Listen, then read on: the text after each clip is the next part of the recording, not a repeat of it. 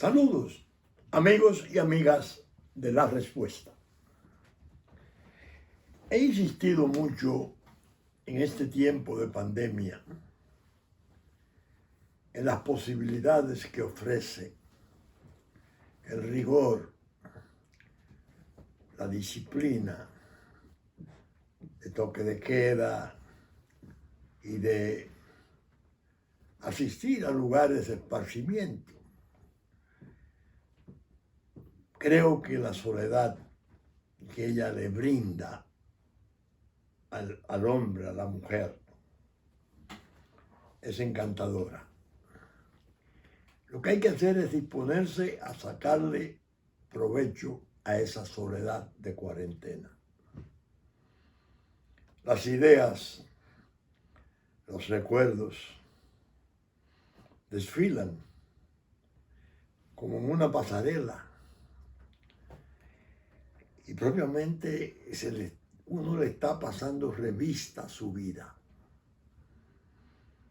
Ese es un provecho, porque todos en el mundo tenemos la ilusión de que habrá una nueva normalidad. La ilusión, dije, porque la realidad está muy rebelde, muy indócil, y le viene haciendo un desafío a la ciencia, como yo creo que nunca antes se pudo producir. He estado observando, y en eso me cuido mucho, la televisión internacional y leyendo los grandes diarios y los grandes medios de comunicación, donde aparecen muchos trabajos importantes de científicos, de académicos de gran relieve, muchos de ellos premio Nobel, que a mi juicio son los que tienen mayores posibilidades de orientar a una humanidad sometida a estos tremendos tormentos de la pandemia. Algunos han dicho, los políticos cometieron el error de no dejarle el mando a los científicos. Y gran parte del recrudecimiento que se está viendo llegar ya en España a nivel de catástrofe ha obedecido a eso, que los políticos, los partidos, los gobiernos, en una forma u otra, primero no creyeron en que eso sería de esas proporciones y después pusieron por delante sus intereses, jugando con el quebranto, con el alto contagio de ese virus COVID-19, tan letal. Y yo digo, hay que atender a lo que ocurre en las naciones de más alto desarrollo, para cuando vayamos a tomar medidas aquí o a consentir que se produzca una desescalada, es decir, llegar a la nueva normalidad, tratando de revivir la economía que está muerta. Esas naciones son las mejores experiencias para uno saber a qué atenerse. Yo voy a poner dos: Suecia e Israel. En ambas se ha comprobado que el desescalamiento hacia la economía resultó imprudente, precipitado. Y Israel, sobre todo, está ahora confrontando un recrudecimiento muy severo, casi a nivel de segunda ola, como en España, de la pandemia. Por eso yo pienso que el presidente Abinader en lugar de darle tanto crédito y tanta confianza a gente nuestra, innegablemente bien intencionada, de preparación considerable, que ha asumido riesgos de su propia vida. Pero hay que ser realista. Ir a los estados más avanzados a buscar información, en este caso, cómo desescalar, el tiempo de hacerlo, lo que no se puede hacer. Estamos hablando de naciones ultra inteligentes, ultra desarrolladas. Suecia es el nido del Estado de Derecho, civilizatorio, bueno. Y creo que el Nobel también está allá. Israel ya se sabe el tipo del asombroso desarrollo y la cantidad de gente preparada con que cuenta. Mandar los nuestros allá en consulta, no a la Organización Mundial de la Salud, que parece que se ha enredado en una serie de disputas con planos académicos. Ya ustedes me oyeron decir que hay un señor Jiménez, español notabilísimo, que parece que es un as en el estudio de los aerosoles, y una serie de organizaciones de gran renombre le han pedido a la Organización Mundial de la Salud que admita que el contagio es posible por el aire. Explican entonces cómo la saliva se fragmenta y quedan los aerosoles que permanecen, que los propios vientos lo pueden llevar y que por eso el contagio es tan peligroso. Pero la idea es consultar y solicitar, de ser posible, a algunos técnicos de allá, bien calificados, que nos den esa ayuda para sustituir la decisión política por la decisión científica. Yo creo que, por lo que estoy viendo, en la población nuestra hay un desconocimiento lamentable acerca de lo que se trata. La gente, los tapones enseñan y la gente está en los bancos, en los lugares con su mascarilla y respeta la distancia social, pero el testimonio que he estado recibiendo especialmente en las áreas pobres, donde está el problema del sustento, de la supervivencia. La familia con 6 meses contra la pared, perdió el trabajo, no tiene cómo salir, a buscársela como un toro, como se dice corrientemente. El tipo de hacinamiento, el tipo de promiscuidad, vinculado a su pobreza.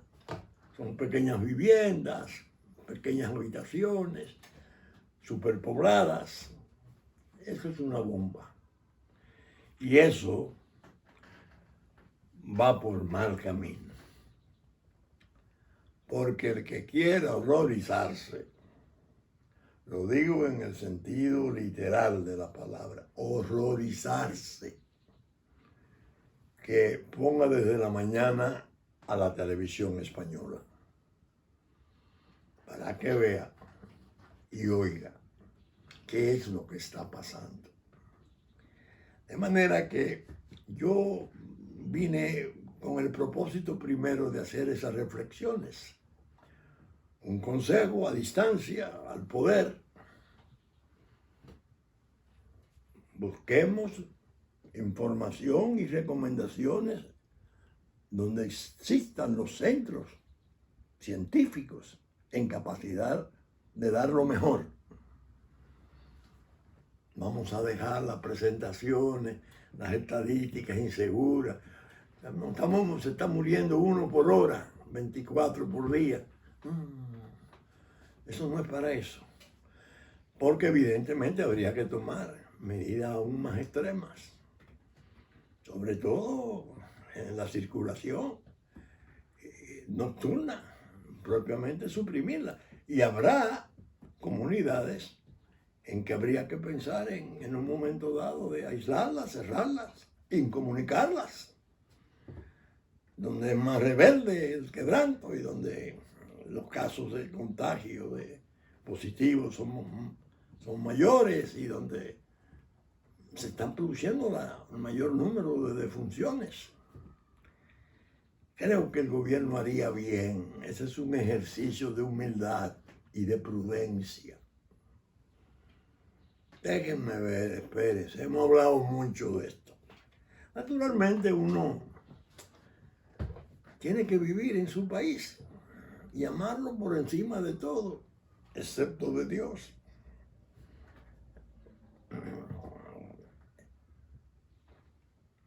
El presidente Abinader se reúne con Temístocle Montaz y Danilo Medina para intercambiar.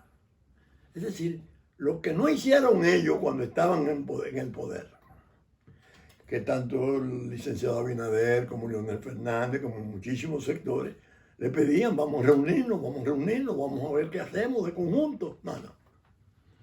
Yo recuerdo que al presidente Abinader lo trataron de ridiculizar con un pequeño hospital que llevó a La Vega, creo.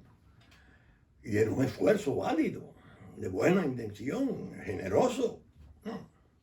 ¿Qué busca el presidente con los grupos que han destruido al país? Primero el saqueo, que ahora se está viendo, y es un espanto lo que se oye y lo que se ve. Parecería que no hay un poro de ese organismo que no tenga podredumbre.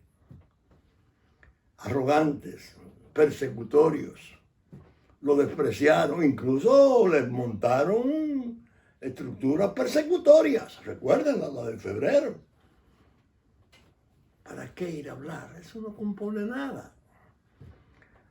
Va donde el doctor Fernández y donde Guillermo Moreno, bueno, son profesionales, preparadísimos y pueden más o menos contribuir y dar opiniones, pero ese no es el caso. A mí me hubiera gustado saber que 4 médicos nuestros, 4 técnicos nuestros, salían por las Américas o por cualquier aeropuerto para Tel Aviv o para Estocolmo. Vamos a ver la experiencia de Suecia e Israel. ¿Qué está pasando? Estamos abriendo demasiado la economía y no estamos viendo, la ecuación está desequilibrada. La salud se va a comprometer aún más. Son reglas prudentes de gobierno. Lo otro es, yo no digo que es inútil, porque siempre los encuentros tienen algún tipo de... Pero ¿qué podían ellos hablar ahí que no fuera de sus expedientes? Sin mencionarlos. Porque todos están a punto de ser sometidos a la acción de la justicia por hechos muy graves. Entonces, en medio de la pandemia, en medio de una segunda ola posible, en medio de este enorme desconcierto que la desescalada, ¿no? Puede ser imprudente, que no se puede adelantar a una cháchara política. No. Presidente, trascienda. Usted no es el presidente de la República de un partido, ¿no? Usted es el presidente de todos los dominicanos. Trascienda. Usted es el jefe de Estado. Y los jefes de Estado tienen que erigirse en guías y tomar decisiones, iniciativas importantes por encima de las bajezas que se ponen a circular de tal forma para después tomarlo de pie de crítica. No. Creo que el país necesita eso. No es un momento de que los políticos sigan manejando esta desgracia mundial, es un momento que hay que ir a los centros donde esté la más sólida e importante información científica. Hablar que 4 o 5 premios Nobel de medicina, de química, que son los que están haciendo el trabajo al mundo. Y es una cooperación fácil de lograr, porque esos estados tienen un sentido de cooperación interesantísimo. De manera que yo quise traer ese primer plato, porque es una preocupación. Es algo que todavía no ha reventado como puede reventar. Y si revienta como puede reventar y viene una segunda ola y nos comienza a diezmar, a devastar, entonces vamos a sufrir mucho y habrá motivos de arrepentimiento. Bien, yo quiero en este programa de la respuesta darle cumplimiento, por otra parte, a una promesa que hiciera hace ya cerca de 2 años, quizás más. Bueno, la respuesta tiene 40 años, la del 88, 12, 32 y 20, ¿no? Pero yo quiero hablar de la pregunta. La pregunta es un blog, Marino Vinicio Castillo, que sale los miércoles. Cuando un amigo me aconsejó, porque siempre oigo los consejos de los amigos, Vincho, las palabras, tú lo sabes, se las lleva el viento. Tú dices muchas cosas en la respuesta interesantísimas, pero días después es posible que sean pocos los que las recuerden, porque la comprensión pública no tiene esos alcances de aprender y retener. Escribe a la pregunta e interrelaciona la respuesta del fin de semana con la pregunta del miércoles. Como he dicho, a veces cosas que se tratan aquí, falta algo, la pregunta lo completa.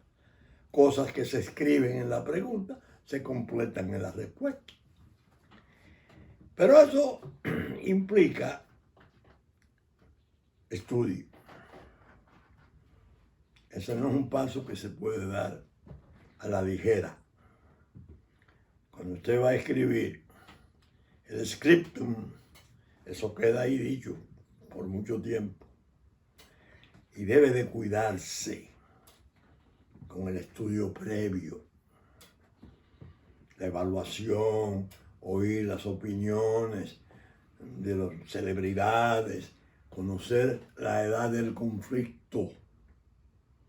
Es decir, ¿qué está pasando ahora? Sí, pero ¿cuándo se originó esto? Hace tantos años. ¿Y cuál ha sido la suerte de esto? Ha tenido una vigencia accidentada, no ha sido funcional, la han combatido mucho, hay que estudiarlo. En medio de ese estudio, que yo me propuse hacerlo en la cuarentena, estalló un escándalo en México. Yo lo había visto en un pequeño suelto de prensa que un señor de nombre Emilio Lozoya, que fue presidente de Pemex, la petrolera mexicana, y parece que desempeñó cargos públicos importantes. Apareció una nota que la gente, el señor Meneses, que era el encargado de Odebrecht en México, le había dado mucho dinero, entre ellos una partida de $10 millones para la campaña de Enrique Peña Nieto. Cuando yo leí el suelto, me dije, si este expediente de Odebrecht coge curso en la problemática mexicana, va a ser otra cosa. Fíjense que ha habido drama en todas partes, bueno, casi en todas partes, no puedo exagerar, sobre todo desde aquí. Lo de Perú es una pena enorme. Un presidente en extradición, otro encarcelado y condenado con su esposa, otro que tuvo que dimitir de la presidencia prisionero en su domicilio y otro en una tumba. 2 veces presidente. Pero México es México, ¿no? La importancia de México es notable. Y el que ve esas cosas y descuida el entorno, posiblemente no llega a comprender qué puede suceder. Efectivamente, el señor Lozaya se fue a España, andaba escondido con una identidad falsa, casado con una señora que parece que procede de unas familias tradicionales riquísimas de México. Es lo que he visto más o menos. Lo apresan allá, pero en México se produce un espectacular cambio de gobierno. Andrés Manuel López Obrador, AMLO, al fin, después de muchos esfuerzos, emigró del PRI, formó Morena, un luchador por la presidencia, quejoso porque le había robado el Peña Nieto la pasada contienda, al final termina con una mayoría aplastante del pueblo mexicano, dándole apoyo como presidente. Este es un componente más. No es solo la importancia de México, sino lo que puede desencadenarse de las posiciones de este hombre, que tiene la interesante, cuando no pintoresca, práctica de dar una rueda de prensa masiva a 50 más periodistas todos los días. Creo que le llaman la mañanera. El hombre es un hombre especial. Un hombre especial, no hay duda. Y ha traído un morral de acciones destinadas a descalabrar a 2 partidos políticos.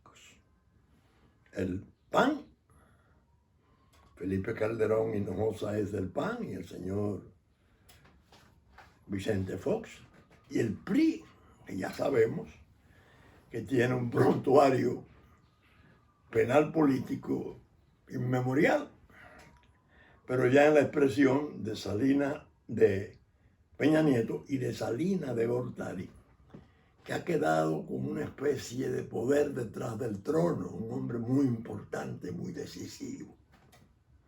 ¿Qué pasó? Que cuando traen al hombre en extradición, el hombre ni siquiera pone un pie en la cárcel. Baja del avión, lo lleva a una clínica, de la clínica a su casa. Lo llevan a la Procuraduría General, da unas declaraciones hacia la Procuraduría, no hacia el público, y explota el escándalo. Los responsables de esto verdaderos son Enrique Peña Nieto, Calderón y Salinas de Gortari. Calderón Hinojosa. Se incendió la pradera. Y eso ha cogido unos ríos como escándalo que ya son de dominio mundial. Todo el mundo está atento a qué está pasando en México. La autoridad de México, ya en manos de otro gobierno, de otro tipo, tiene seguridades de que puede adelantar las acusaciones. Y el pueblo de México, que tiene décadas sufriendo impunidad insolente de las malversaciones de los partidos políticos y de sus presidentes, aplaudiendo, porque entiende que llegó un gobierno ya capaz de sanear eso y de hacerle ese tipo de retribución a México. Estos bandidos fueron presidentes de estos partidos políticos y ya saben, no solo en esto de Odebrecht, hay también implicaciones con un juicio que se celebra en New York, la misma corte que juzgó al Chapo Guzmán. Pero con vinculaciones ya con la droga, porque fue una especie de zar de la droga mítico, Genaro García Luna. Parece que hay datos tremendos contra él, fruto del juicio del Chapo.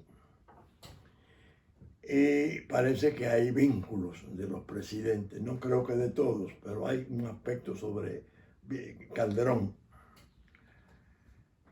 Hinojosa. Bueno, eso está que arde. Yo estuve estudiando, viendo, leyendo, oyendo algunos programas de allá, tratando de orientarme. Y me dije, caramba, en Brasil fue dramática la cuestión de Odebrecht.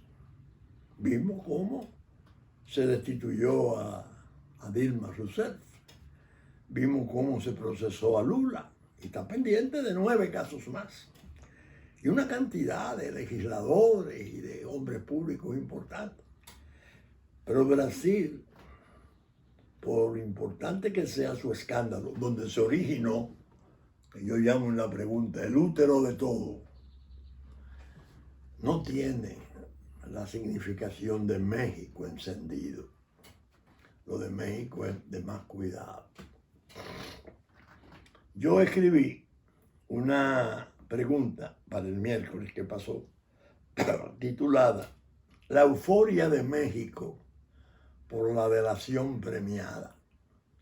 Explicarle a los que no son entendidos en esto. Delación premiada se le llama a las declaraciones que da un coacusado contra otros y algunos que no están en el expediente. Delata y le premian con menos pena, penas benignas. Es una vieja práctica que en Brasil así le llaman. En Perú le llaman cooperación eficaz. Bueno, México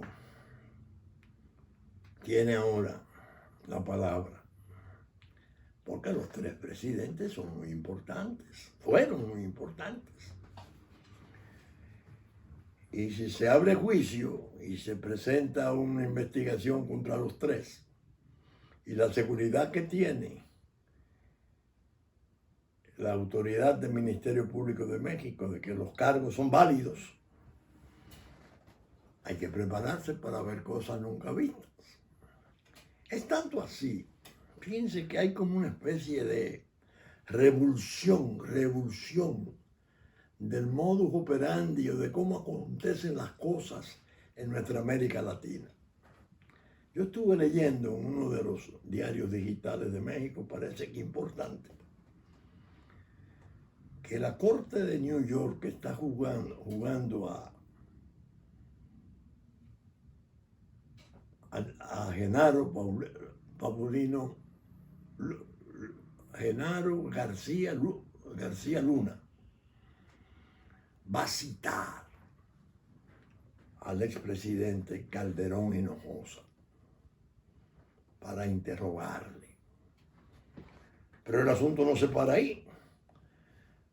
El embajador norteamericano parece que hay unas declaraciones diciendo que Estados Unidos tenía el propósito de cooperar en ese gran empeño y que si se le considera involucrado en los robos de la droga de García Luna, sería procesado y llevado a una cárcel con ciertas medidas de seguridad, pero que tendría que cumplir como cualquier otro sujeto. Estamos hablando de un expresidente de México. Ustedes están siguiendo el curso de esto que estoy exponiendo. El caso es que se han producido sucesos como una torrentera. Y eso me ha obligado a hacer esa pregunta de miércoles como una primera parte. Y dejar para este miércoles la que viene con el mismo título. La euforia mexicana por la delación premiada, punto. Parecida a la nuestra. Por el título ustedes podrán deducir cómo viene eso. Léanla, que es necesario, porque la experiencia criminológica que ofrece el llamado caso de Brecht es única, es transnacional. Tiene incluso problemas en África. Naciones latinoamericanas, Brasil, Ecuador, Venezuela, la propia Colombia, Salvador, México, Guatemala, República Dominicana. Estamos hablando de un fenómeno de crimen global. Escúcheme. Entonces, yo estuve viendo dos aspectos de un análisis mexicano que sí quise traerlo a la respuesta como un adelanto, tratando de concitar el interés de ustedes por leer la pregunta.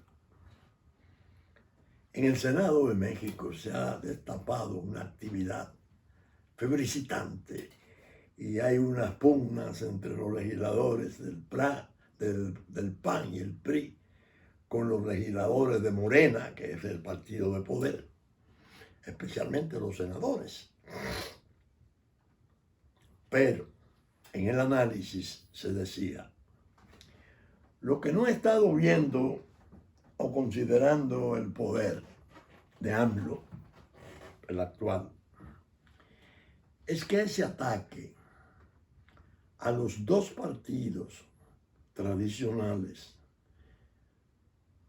a tres expresidentes, puede surtir un efecto de unificación.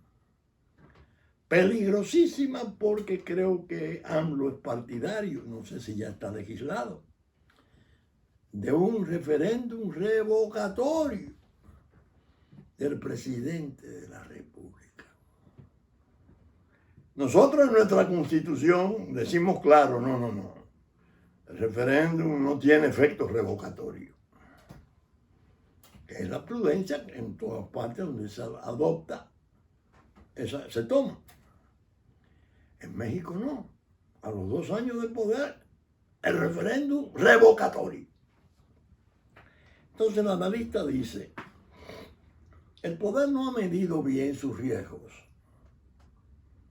Porque si mete en proceso a estos tres presidentes y hace devastadores daños en esos dos partidos, es lógico que en la hora del referéndum se junten sus votos. Y si sus votos se juntan, van a destituir al presidente López Obrador. Ustedes se están dando cuenta por dónde van las cosas. Es decir, un hecho criminal global que tiene efectos vastísimos. Pero ese de México puede determinar incluso si se va por ese camino. La revocación del presidente de México en su referéndum. Ustedes quieren una situación más delicada que esa. Es decir, el ataque a los dos simultáneos tiene un efecto de unificación. Ellos que han sido irreconciliables siempre. Pero están bajo fuego del tercer partido que tiene promesas muy es muy válida, muy entusiasta de que va a erradicar la corrupción. El propio presidente en su conferencia mañanera lo dice. Ya esto no es lo de antes, ya esto se acabó. Aquí no va a haber corrupción. Bueno. Entonces, en mis estudios, yo quise hacer una separación entre lo que son los hechos y las posibilidades de que esos hechos en la política, en la propia economía, se reflejen de un modo particular de acuerdo a cada estado, pero con un eje común, que es Odebrecht, y el modus operandi que usaba para todos los casos, porque ella llegó a concentrar sus operaciones de doble contabilidad, la de los casos estructurados en paraísos fiscales, en la República Dominicana, porque era la que más garantía le ofrecía. Ustedes están oyendo. Entonces, esos son los hechos. Yo lo estoy enumerando, sabemos esto, sabemos esto, sabemos esto, porque en la primera entrega yo describí bastante. Pero entonces vienen las cuestiones de saber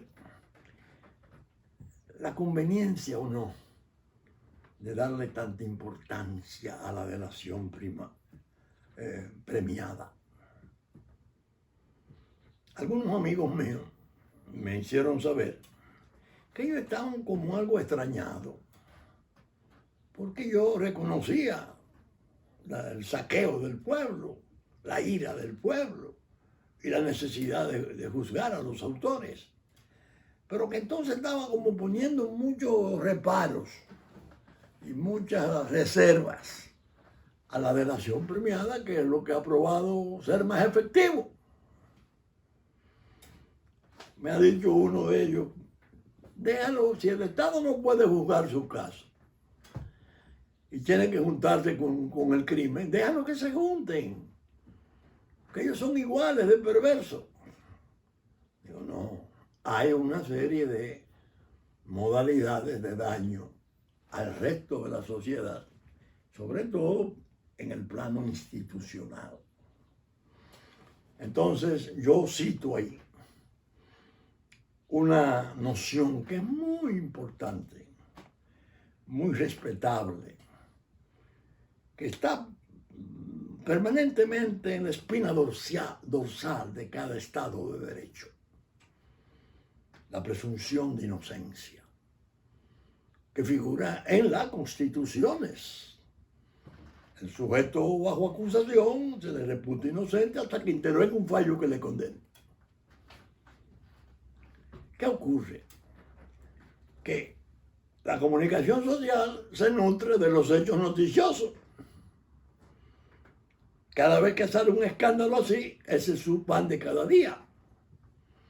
Y van creando un condicionamiento de la fe pública. Y van creando una especie de ventolera acusatoria que el sujeto acusado no puede invocar la presunción de inocencia. Al revés, parece invertida la presunción de inocencia. Y lo que hemos terminado es en una presunción de culpabilidad. Es funcionario, así, sí, es culpable. Lo que prueba es que no lo es. Porque el país, los pueblos están hastiados del saqueo. Pero la organización de los estados tiene que obedecer a normas y a regulaciones jurídicas, éticas, de gran peso. Entonces yo a los amigos les puse un ejemplo, que se lo voy a pasar a ustedes. Hace muchos años, décadas, cuando no siglos, se abrió paso una prueba, la confesión. Ganó tanta fuerza, que se arraigó tanto en el pueblo, que todavía hoy, usted la oyen a cada rato. Confesión de parte, relevo de prueba. Si usted confesó, ya hay pruebas.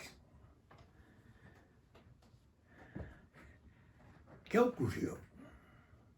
Que acudieron a esa prueba que la llamaron la reina de las pruebas, la confesión.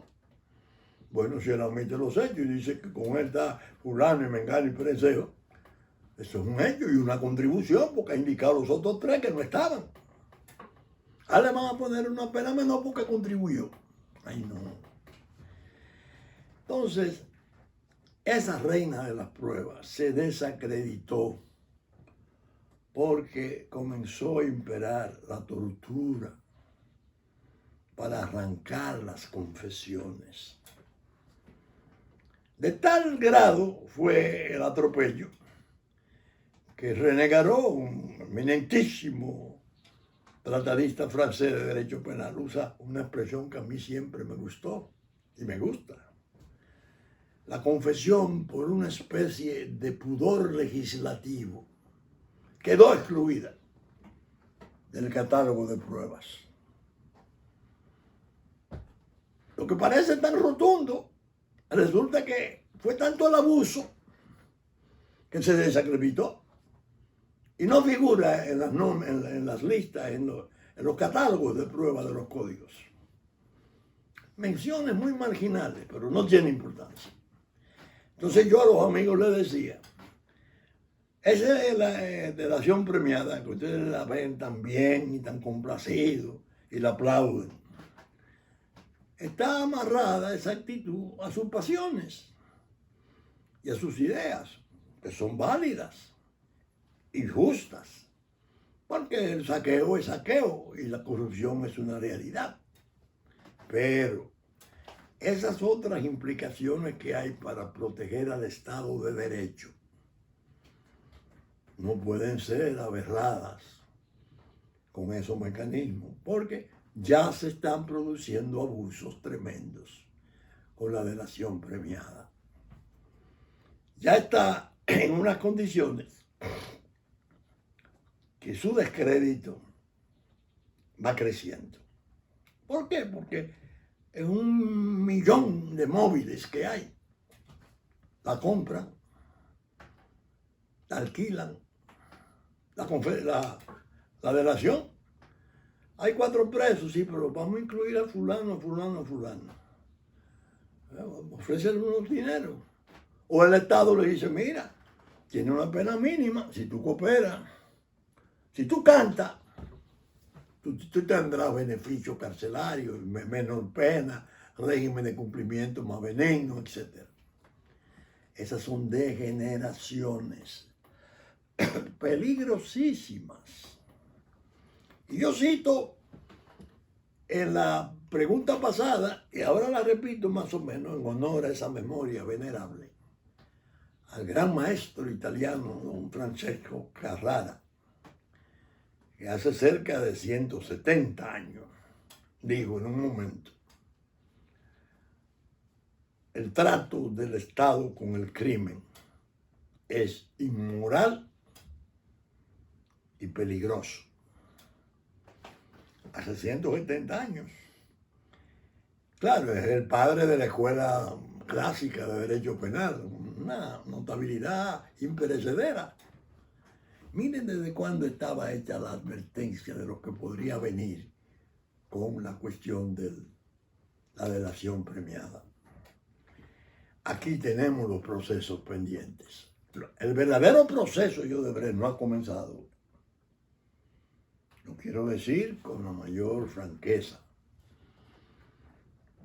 No ha comenzado porque se envió a juicio una fase de 15 o más años en otras administraciones, legisladores que fueron imputados, pero un desastre. La propia imputación es floja porque viene por prueba transportada. Lo que declaró un sujeto allá que anda buscando penas menores y que lo dejen en su casa. Pero eso no fue interrogado, no se hizo análisis contradictorio de esa prueba. Pero se represó la parte gruesa, donde está la cantidad inmensa de cientos de millones de dólares. Está de por medio incluso Catalina. que es un expediente atómico. Esos juicios que vienen, que tienen que venir, van a ser muy fuertes.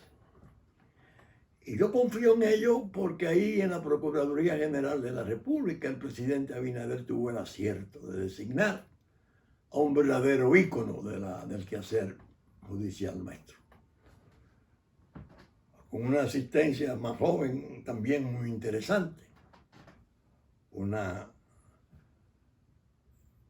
procuradora adjunta, que es la doctora Reynoso, Miriam Germán Brito. No hay manera de detener los procesos. Y el presidente Abinader se cuidó cuando la juramentó a las dos. Les dijo, ustedes solo atiendan a la Constitución y las leyes. Nosotros no tenemos nada que ver con eso. Una posición correctísima. La Miriam Germán Brito podría hacer las veces aquí del juez Moro en Brasil, que fue el que instrumentó el expediente terrible de Lava Jato. Ahí fue que comenzó todo, relacionado con Pemex, una cantidad y derivó hacia la industria de la construcción. Y una de las constructoras más grandes del mundo es un emporio multinacional, es Odebrecht. Miriam tiene ese desafío. El juez Moro, su rectitud, su valentía, determinaron muchas cosas en Brasil. La caída del gobierno de Dilma, la prisión de Lula, según expliqué, y de otros más, el propio segundo vicepresidente que entró a la presidencia también está implicado. Es decir, que el pueblo tiene necesariamente que ir haciendo un acopio favorable al entendimiento, porque las cosas que están por pasar hay que saberlas entender. Entonces yo hago muchos razonamientos aquí. A los amigos les dije, miren la confesión de donde bajó, la expulsaron, la exiliaron, no existe como prueba. Este va por ese mismo camino. Pero trata una forma constructiva, cosas que se deberían de aprender en estas lecciones. Hay que establecer en América toda un tipo de inteligencia multinacional para vigilar las licitaciones. Que cuando se vaya a hacer una licitación no se haga en base a 4 o 5 pilluelos y sufianes interesados. Y una compañía y 3 que son del mismo dueño que está licitando, todos esos horrores. Que hay una especie de colaboración y participación de ese enorme organismo de control de licitaciones, porque por ahí comienza el lío. Asimismo, a los funcionarios hay que apartarlo de esa experiencia, porque las tentaciones son terribles y son mundiales. Las tentaciones se vencen, se caen, les sugieren una suma y firman y creen cualquier cosa. Es decir, que no se trata de un hecho simple, conectado a una especie de fenómeno continental. Que yo le dije muchas veces desde la respuesta al presidente Medina, ese pacto que usted firmó ahí es incorrecto, le va a hacer daño. Ese pacto dándole a Odebrecht todos los privilegios que se le dieron es incorrecto. A Odebrecht la puso Estados Unidos a pagar 3.000 millones de multa. La han demandado en otras partes, la suspendieron, menos aquí. ¿Usted sabe lo que se va a entender de eso, presidente? Que Odebrecht tiene al gobierno suyo en sus manos. Porque hay que pensar, si el gobierno hubiese decidido, vamos a demandar a Odebrecht, porque es soborno, y el soborno no puede uno liberar al que soborna y procesar al sobornado. Es una unidad dialéctica muy cerrada que hay. Y lo demandamos. 10.000 millones de dólares en indemnización por las cosas que hicieron. ¿Cuál era la inferencia que hacía uno? No puede, porque lo tienen en sus manos. Y si los dueños de Odebrecht, niveles de Marcelo Odebrecht y don Emilio Odebrecht y esa gente, se convierten en acusados aquí, van a ser delatores premiados. Y lo que ellos puedan revelar sería, no un terremoto, no, un terremoto con tsunami, con volcanes, un desastre que a la República la devastaría. Es decir, que ustedes pueden darse cuenta de que el programa, cuando yo lo concentré ahí, es sobre una preocupación sustancial. No es una necesidad, una necedad. No es urticar, no es perseguir, no, es razonar. Eso está por entrar aquí y eso está en América. Vamos a ver cómo se comportan las cosas. La juez, la fiscal general, la procuradora general Miriam Germán Brito. El destino, porque no otra cosa, yo lo he visto casi como una obra misteriosa del destino. Le ha dado la oportunidad, sin ánimo de retaliación, sino en el estricto cumplimiento de la ley, de hacerle un servicio inmenso a su país. Pero está por verse. Yo confío en que así será. Bien, saben ustedes que este programa sale el fin de semana, si Dios quiere, el próximo fin de semana. No dejen de leer la pregunta del miércoles, que sumada a la de este miércoles, dan una visión bastante exacta de las cosas por venir y producirse en México y en otras partes, porque tiene secuelas y repercusiones indefinibles, indescriptibles, inenarrables. Bien, las gracias por haber puesto su valiosa atención en nuestro esfuerzo modesto. Y con la gracia de Dios esperamos estar con ustedes el próximo fin de semana en otra entrega de La Respuesta. Muchas gracias y hasta entonces.